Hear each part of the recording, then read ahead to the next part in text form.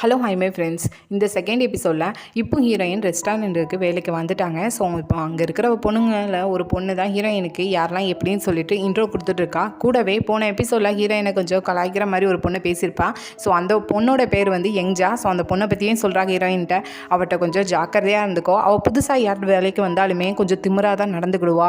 அது மட்டும் கிடையாது, நம்ம ஹோட்டல் ஓனராக இருக்கிற நம்ம ஹீரோ அவளுக்கு ரொம்பவே பிடிக்கும், அதனால் கொஞ்சம் ஜாக்கிரதையாக இருந்துக்கோன்னு சொல்கிறப்போ இதை கேட்குற ஹீரோயினும் எது அந்த பைத்தியத்தையே அவளுக்கு பிடிக்கும் அப்படின்னு சொல்லி கேட்காங்க. பைத்தியம் சொன்னோடனே இந்த பொண்ணு கோவப்படுறா, யார் பைத்தியம் அப்படின்னு சொல்லிட்டு.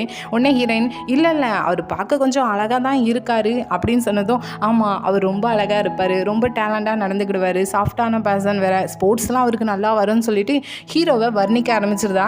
ஸோ ஹீரோயினுக்கு நல்லாவே புரியுது என்னென்னா இந்த ரெஸ்டாரண்ட் இருக்கிற பொண்ணுங்க எல்லாருக்குமே ஹீரோ ரொம்பவே பிடிக்கும் போல். ஸோ அடுத்ததாக ஹீரோயின் வந்திருக்க வேலையை பார்ப்போம்னு சொல்லிட்டு ஃபஸ்ட்டு வந்திருக்கா அவங்களுக்கு ஆர்டர் ஒரு ஐஸ்கிரீம் கேக் பண்ண சொல்லி, கூடவே உள்ள ஒரு ரிங் வச்சு அந்த கேக் செய்ய சொல்லியிருக்காங்க. சரின்னு சொல்லி ஹீரோயினும் அதெல்லாம் செஞ்சு கரெக்டாக அந்த டேபிளுக்கு அனுப்பி விடுறாங்க. அங்கே இருக்கிற பொண்ணும் கரெக்டாக அதை சாப்பிட்றப்போ அந்த ரிங்கும் அவங்களுக்கு கிடைக்கிறது. இது பார்க்குற அந்த பொண்ணு ரொம்ப ஹாப்பியாக தான், ஏன்னா லவ்வர் இதை ப்ரெசென்ட் பண்ணுதுன்னு சொல்லிட்டு.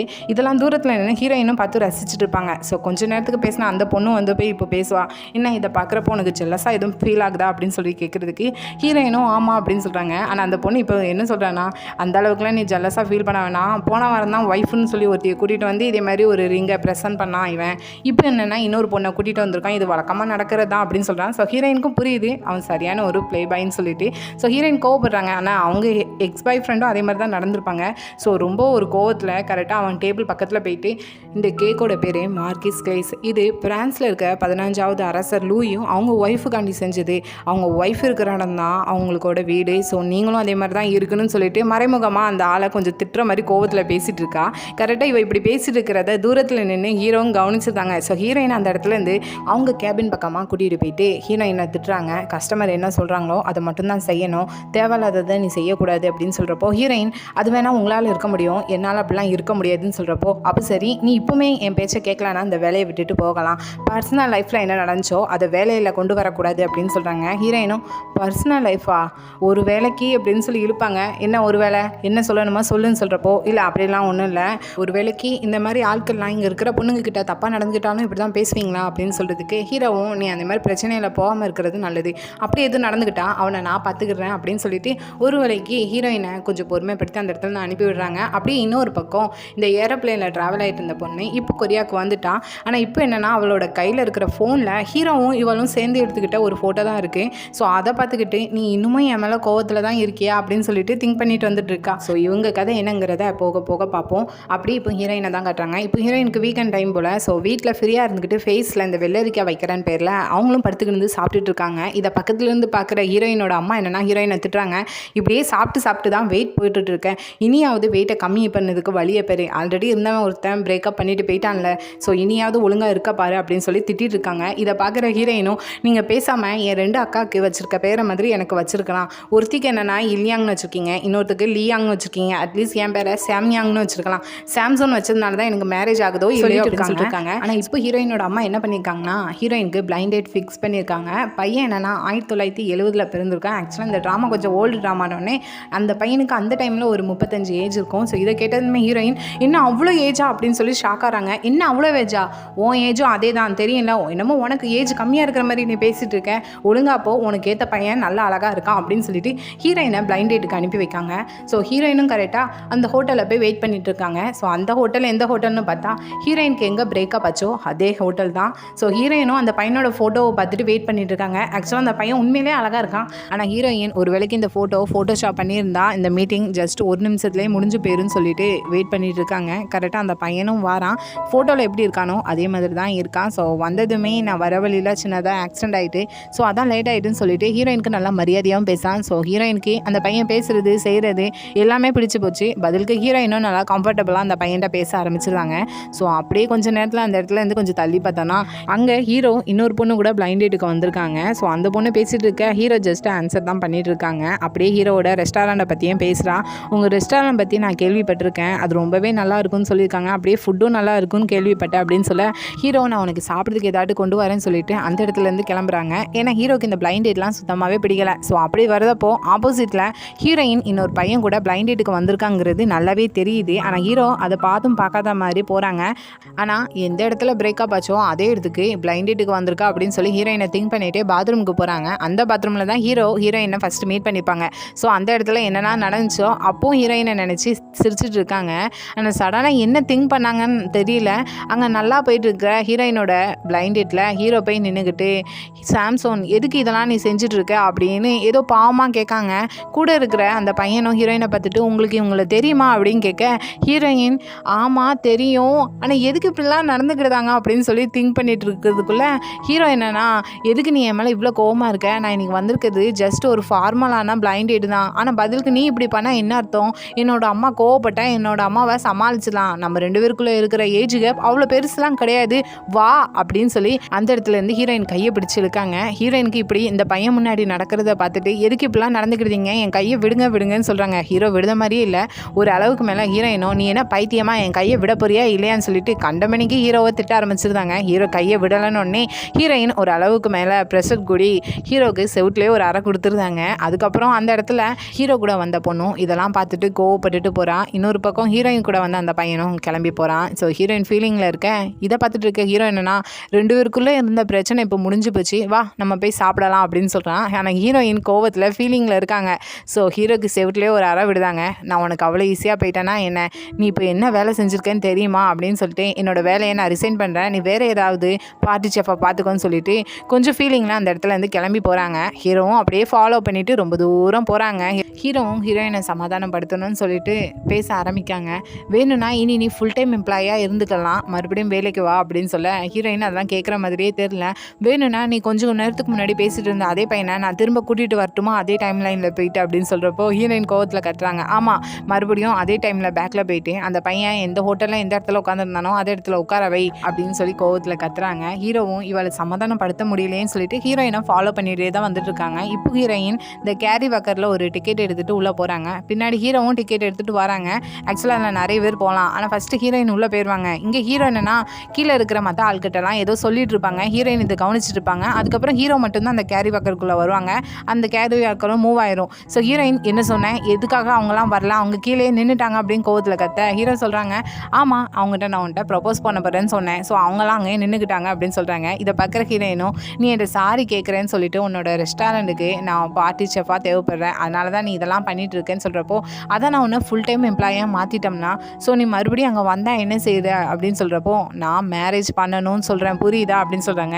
மேரேஜ் எதுக்கு நீ பண்ணணும்னு ஆசைப்படுறேன்னு கேட்குறப்போ ஆமாம் என் லைஃப்பில் நான் மட்டும் தனியாகவே இருந்துட முடியாதுல்ல, சப்போர்ட்டுக்கு யாராவது இருந்தால் நல்லா இருக்கும்ல, அதே தான் இதே மாதிரி இப்போ இந்த கேரி வாக்கரில் நான் மட்டும் தனியாக ட்ராவல் ஆகிட்டு இருந்தேன்னா பயமாக இருக்கும், அதே இது கூட நீயும் நானும் ஒன்றா போகிறதுனால அந்த பயம் கம்மியாக இருக்குல்ல, அதனால தான் சொல்கிறேன் அப்படின்னு சொல்லி பேசிட்டு வந்துட்டு இருக்காங்க. ஆனால் ஹீரோ என்ன சொன்னாலும் ஏற்றுக்கிற மாதிரியே இல்லை. அப்படியே நைட் டைம் ஆகுது. இன்னும் ஹீரோயினை தான் ஃபாலோ பண்ணிட்டு வந்திருக்காங்க.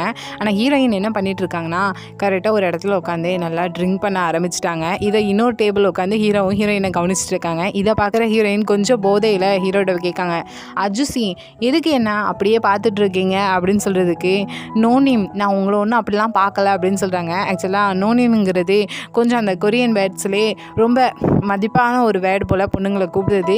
நான் உன் கண்ணுக்கு அந்த அளவுக்கு தெரியலனான்னு அப்படின்னு சொல்லி ஹீரோயின் கேட்க, ஆமாம் நீ மட்டும் என்ன அஜுசின்னு சொல்லி கூப்பிட்டுட்டு இருக்க, எனக்கு ரொம்பவே டிஸ்டர்பாக இருக்குது அப்படின்னு சொல்லி பேசிகிட்டு இருக்காங்க. ஆனால் இதெல்லாம் கவனிச்சுட்டு இருக்கிற அந்த இடத்துல உள்ள ஓனர் அம்மா என்னென்னா, ஏம்மா நீ உன்னோட பாய் ஃப்ரெண்ட் இருக்கிற அதே டேபிளில் போய் உட்காரு, இங்கே நிறைய பேர் டேபிள் இல்லாமல் இருந்துட்டு இருக்காங்கன்னு சொல்கிறாங்க. ஹீரோயினும் போதையில் இருக்கிறனால சொல்கிறாங்க, இல்லை அவங்க என் பாய் ஃப்ரெண்ட்லாம் கிடையாது அப்படின்னு சொல்கிறப்போ ஹீரோவை பார்த்துட்டு நீ அவன் பாய் ஃப்ரெண்டு கிடையாதான்னு கேட்குறதுக்கு இந்த இடத்துல ஹீரோ என்னன்னு சொல்கிறாங்கன்னா, இல்லையே நான் அவளோட பாய் ஃப்ரெண்ட் தான், கொஞ்ச நேரத்துக்கு முன்னாடி வேறு நாங்கள் கிஸ் பண்ணிக்கிட்டோன்னு சொல்லிட்டு வாய் குசாமல் போய் சொல்கிறாங்க. இதை பார்க்குற அந்த அம்மாவும், பாரு அந்த பையன் அப்பல இருந்து உன்ட்ட மன்னிப்பு கேட்டுட்டு இருக்கான், நீ என்னன்னா இப்படி பண்ணிட்டு இருக்க, அவன் எவ்வளோ அழகாக இருக்கான், இப்படி பையன் கிடைப்பானா அப்படின்னு சொல்லிட்டு ஹீரோக்கு நல்லா சப்போர்ட்டாக பேசுகிறாங்க. அப்படியே ஹீரோயின் இருக்கிற அந்த டேபிள் பக்கத்தில் வந்து ஹீரோவும் உட்காந்துக்கிட்டாங்க. இப்போ ஹீரோயின் கொஞ்சம் ஃபீலிங்காக பேசுகிறாங்க, நீ இன்னைக்கு எப்படி நடந்துக்கிட்ட தெரியுமா, என்னை ரொம்பவே இன்சல்ட் பண்ணிட்ட அப்படின்னு சொல்லிட்டு கொஞ்சம் ஹீரோகிட்ட பேச பதிலுக்கு ஹீரோன்னு சொல்கிறாங்க, சரி அதுக்கெலாம் ஃபீல் பண்ணாத, வேணும்னா உன்னோட ஐடல் டைப்பை சொல்லு, நான் அதுக்கேற்றால எனக்கு தெரிஞ்ச பையனை நான் பார்க்குறேன்னு சொல்கிறப்போ நீயா கண்டிப்பாக உன்னை நான் இனி நம்பவே மாட்டேன் அப்படின்னு சொல்லிட்டு இருந்தாலும் அவங்களுக்கு பிடிச்ச மாதிரி பையனை சொல்கிறாங்க. எனக்கு பிடிச்ச பையனை நான் என்னோட அம்மா முன்னாடியும் என்னோட சிஸ்டர் முன்னாடியும் பெருமையாக போய் நிப்பாட்டி இவனை தான் நான் காதலிக்கிறேன்னு சொல்லணும். அதே மாதிரி அந்த பையனும் அவங்க அம்மாட்டையும் ஃப்ரெண்ட்ஸ்கிட்டையும் கொண்டு போய் நிப்பாட்டி என்ன தான் காதலிக்கிறேன்னு சொல்லணும் அப்படின்னு சொல்கிறப்போ இதெல்லாம் பொறுமையாக கேட்டுட்டு இருக்கிற ஹீரோக்கும் இது பிடிச்சிருக்கு, இது நல்லா இருக்கே அப்படின்னு சொல்ல ஹீரோயின் என்னென்னா நல்லா இருக்கா, இது எவ்வளோ கஷ்டம் தெரியுமா, அவன் என்ன எல்லோரும் முன்னாடியும் மறைச்சி தான் வச்சுருந்தான், ஒரு டைம் கூட என்னை இன்ட்ரோ கொடுத்ததே கிடையாது அப்படின்னு சொல்கிறதுக்கு ஹீரோன்னு சொல்கிறாங்க அதனால தான் அவன் உன்னை ஏமாற்றி இன்னொரு பொண்ணு கூட போயிட்டான் அப்படின்னு சொல்லும்போது இப்போ ஹீரோயினுக்கு ஆல்ரெடி டவுட் இருந்திருக்கும் பாத்ரூமில் வச்சு இவங்களோட ஃபஸ்ட் மீட்டிங் ஹீரோ அட்வைஸ் பண்ணதுலாம் ஞாபகம் இருக்கா இல்லையான்னு சொல்லிட்டு. ஸோ இப்போ இங்கே ஹீரோயினுக்கு தெரிஞ்சதுனால கேட்காங்க, அப்போது உனக்கு எல்லாமே ஞாபகம் இருந்திருக்கு, ஞாபகம் இல்லாத மாதிரி நடிச்சிருக்க என்ன சொல்லு, உனக்கு எப்போலேருந்து எதெல்லாம் தெரியும் அப்படின்னு சொல்லி கேட்க ஹீரோ எனக்கு எல்லாமே தெரியும் அப்படின்னு சொல்கிறாங்க.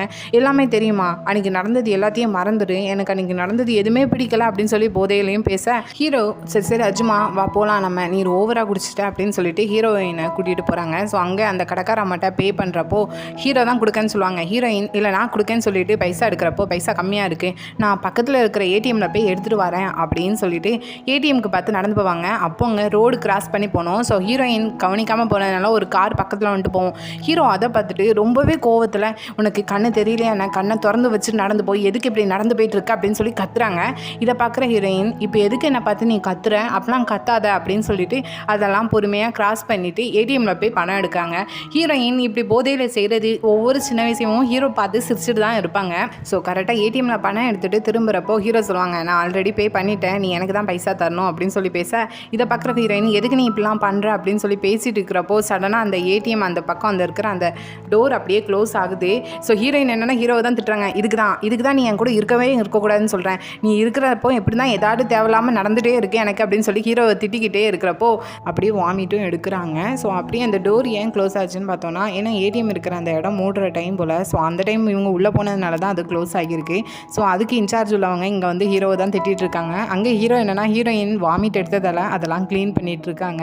அப்படியே கொஞ்சம் நேரத்தில் ஹீரோயினை பிக்கி பேக் தான் தூக்கி வந்துட்டு இருக்காங்க. அப்போ ஹீரோயின் நல்லா குடிச்சிருக்கிறதுனால ஹீரோ மேலே இருக்கிற கோவத்தில் ஹீரோவை அடிச்சுட்டே வந்துட்டு இருக்காங்க. ஆனால் எவ்வளோ நேரத்துக்கு தான் ஹீரோவும் தாங்குவாங்க. ஸோ ஹீரோயின் பண்ண சேடையெல்லாம் பொறுத்துக்கொள்ள முடியாத ஹீரோயினை ஒரு பஸ் ஸ்டாண்ட்லேயே போட்டுட்டு அவங்க பாட்டில் ஒரு டாக்ஸியில் ஏறி போயிருந்தாங்க.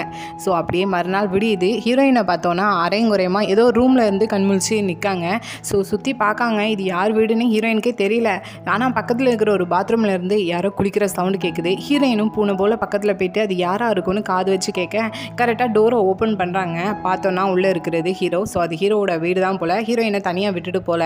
அதுக்கப்புறம் ஹீரோயின் பக்கத்தில் வந்துட்டு போ உன் மேலே ஏதோ பேட் ஸ்மெல் வந்துட்டு போய் ஃபஸ்ட்டு உன்னை க்ளீன் பண்ண அப்படின்னு சொல்லிட்டு ஹீரோ போகிறாங்க. இதை பார்க்குற ஹீரோயினுக்கு ஷாக்கிங்காக இருக்குது. அவங்க இருக்கிற கோலத்தை பார்த்துட்டு ஏதாட்டும் நடந்திருக்குமோன்னு சொல்லிட்டு எதுக்கு என்னை கூட்டிகிட்டு வந்தேன், என்னை ஏன் இப்படிலாம் பண்ணேன், ஏன் என்ன பண்ண அப்படின்னு சொல்லிட்டு ஹீரோகிட்ட சண்டைக்கு போகிறாங்க. ஹீரோ என்னன்னா ஃபஸ்ட்டு உன்னை நான் க்ளீன் பண்ண சொன்னேன்னு சொல்கிறாங்க. இதை கேட்குற ஹீரோயினும் இன்றைக்கி நான் உன்னை சும்மா விட மாட்டேன், நீ செஞ்சதுக்கெல்லாம் மொத்தமாக பாடம் கற்று தர போகிறேன்னு சொல்லிட்டு ஹீரோவை அடிக்க போகிறாங்க.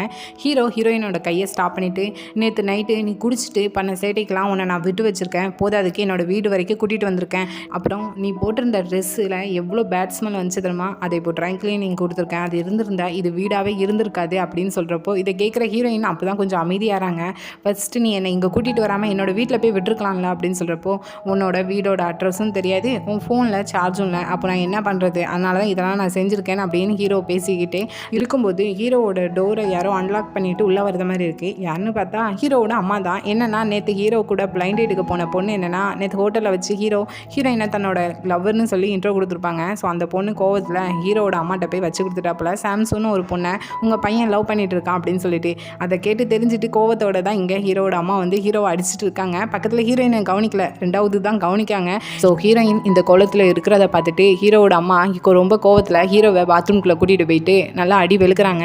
இதை ஹீரோயின் வெளியே நின்று கேட்டுக்கிட்டு சிரிச்சிட்டு இருக்காங்க. அப்படியே கொஞ்ச நேரத்தில் ஹீரோயினையும் கூப்பிட்டு வச்சு தான் விசாரிக்காங்க. அதுவும் ஹீரோயினை பார்த்துட்டு அம்மா உன்னோட ட்ரெஸ் எங்கே, ஏன் இப்படி அறகுறையாக இருக்கேன்னு சொல்லி கேட்குறப்போ என்னோட ட்ரெஸ்ஸை ட்ரை கிளீனிங் கொடுத்துருக்கோம் அப்படின்னு சொல்கிறாங்க.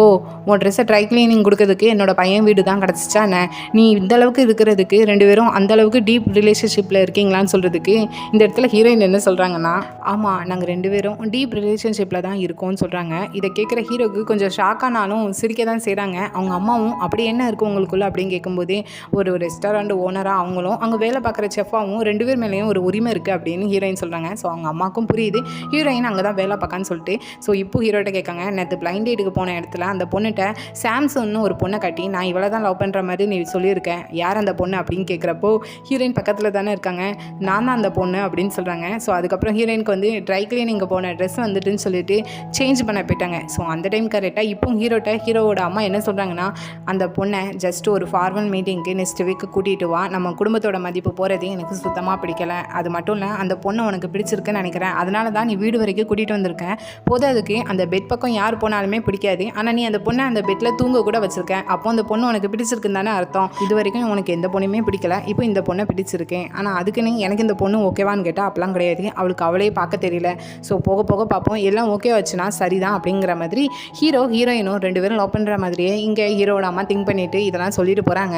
அப்படியே கொஞ்சம் நேரத்தில் ஹீரோயினும் ஒரு ஹோட்டலில் உட்காந்து தான் சாப்பிட்டாங்க. ஹீரோயின் தான் ரொம்ப சாப்பிட்டுட்டு இருக்கிற மாதிரி இருக்குது. இதை பார்க்குற ஹீரோவும், போன டைம் நீ சாப்பிட்டதுக்கெலாம் நான் தான் பே பண்ணேன், இப்போவும் நீ தான் பே பண்ணணும் அப்படின்னு சொல்கிறதுக்கு ஹீரோயின் என்னென்னா, நான் தான் ரிசைன் பண்ண போகிறோம்லாம், ஸோ அதில் ஒரு அமௌண்ட் வரும்லாம், அதில் நீங்கள் வேணால் பே பண்ணிக்கோங்க அப்படின்னு சொல்கிறாங்க. இதை கேட்குற ஹீரோ, ஏன் வேலையை ரிசைன் பண்ணுற, உனக்கு மாத சம்பளம் இல்லாமல் நீ என்ன பண்ண போகிற அப்படிங்கிற மாதிரி ஹீரோயினை எப்படியாவது மறுபடியும் பார்ட்டி செஃபாக கூட்டி வரதுக்கு ஹீரோ மறுபடியும் சம்மதம் பேசுகிற மாதிரி பேச, இதை கேட்டுட்டு இருக்க ஹீரோயினும் திங்க் பண்ணுறாங்க, இவன் சொல்கிறதும் கரெக்ட் தான், ஏன்னா நம்மளுக்கு சம்பளம் இல்லாமல் நம்மளால் எதுவுமே செய்ய முடியாது, நம்மளோட கனவே ஒரு ஷாப் வைக்கிறது தான், அதுக்கு கையில் பைசா இருக்கணும், வேலை இல்லைன்னு தெரிஞ்சிச்சுன்னா அம்மா நம்மளை கொல்ல கூட தயங்க மாட்டாங்க அப்படின்னு திங்க் பண்ணிட்டு ஹீரோவையும் திங்க் பண்ணுறாங்க. இவனும் பார்க்கறதுக்கு அழகாக தான் இருக்கான், நல்லவன் மாதிரி தான் தெரியுறான், சரி அப்படின்னு சொல்லிட்டு ஹீரோட்ட சொல்கிறாங்க, எனக்கு புரியுது நீ ரொம்பவே இர்ரெஸ்பான்சிபிளாக இருக்க ரெஸ்டாரண்ட் மேலே, இப்படி பார்ட்டி செஃபாக அடிக்கடி மாற்றிட்டு இருந்தா ரெஸ்டாரண்ட்டுக்கு தான் பாதிப்பு, ஸோ நான் ரிசைன் பண்ணலை, மறுபடியும் வேலைக்கு வரேன், அதுவும் ஃபுல் டைம் எம்ப்ளாயி தான் வருவேன், என்னோட இன்கம்மை மட்டும் ஒரு 15% மட்டும் கூட்டிடு அப்படின்னு சொல்கிறாங்க. ஹீரோ அப்படியே ஹீரோயினை பார்த்துட்டு இருக்காங்க. இல்லை முடியாதான், சரி ஒரு 10% மட்டும் கூட்டிடு அப்படின்னு சொல்கிறப்போ ஹீரோயினா சம்மந்தமே இல்லாமல், நீ ஏன் தெரியாத ஆள் கூட நான் டேட் போகிறேன் அப்படின்னு சொல்லி கேட்காங்க. என்னை வச்சு மறுபடியும் ஃபன் எதுவும் பண்ண போறியா என்னன்னு கேட்குறப்போ, இல்லைனா நீ வேறு ஏதாவது பாய் ஃப்ரெண்ட் உனக்கு இருக்கா அப்படின்னு சொல்லி கேட்காங்க. ஹீரோயின், எதுக்கு இப்போ சம்மந்தம் இல்லாமல் கேட்டுட்ருக்கேன், எனக்கு பாய் ஃப்ரெண்ட் இருந்தால் நான் ஏன் பிளைண்ட் டேட்லாம் போகிறேன் அப்படின்னு ஹீரோயின் கேட்குறதுக்கு ஹீரோயின் பக்கத்தில் போய் கேட்பாங்க. இல்லை ஹீரோயின் நல்லா சாப்பிட்டுட்டு இருப்பாங்க வேறு, பக்கத்தில் போய் நின்றுக்கிட்டு ஏன் நம்ம 2 பேரும் டேட் போகக்கூடாது அப்படின்னு கேட்குறப்போ ஹீரோயின் சாப்பிட்ட சாப்பாடுலாம் ஹீரோயினோட ஃபேஸ்லேயே போய் விழுந்துருது. ஸோ இதோட இந்த எபிசோட் முடியுது. இதுக்கெலாம் ஹீரோயினோட பதில் என்னங்கிறத அடுத்த எபிசோட பார்த்து தெரிஞ்சுக்கிடுவோம். ஸோ இந்த எபிசோட் பிடிச்சிருந்தா லைக் பண்ணுங்கள், ரொம்ப பிடிச்சிருந்தா சப்ஸ்கிரைப் பண்ணுங்கள். Thank you, bye bye friends.